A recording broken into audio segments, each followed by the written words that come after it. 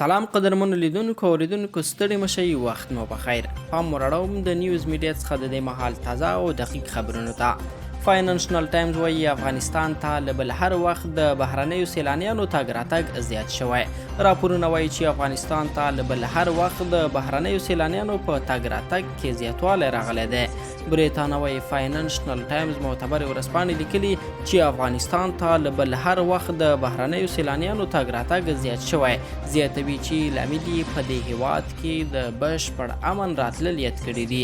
فاینانشل ټایمز په خپل راپور کې لیکلي چې لویدیځو هیوادونو بیا پر خپلو اتباعو غږ کړی چې افغانستان ته لاړ نشي، خو د چارواکو دغه سپارښتنه سیلانیان شاته غورځوي او د هغوی منع کولو باوجود بیا هم افغانستان ته بهرني سیلانیان د پخوا په پرتله څومره برابره زیات شوي دي. قدرمنو لیدونکو دا او د نیوز میډیا څخه د دې مهال خبرونه. د نورو تازه او دقیق خبرونو لپاره چینل سبسکرایب کړئ.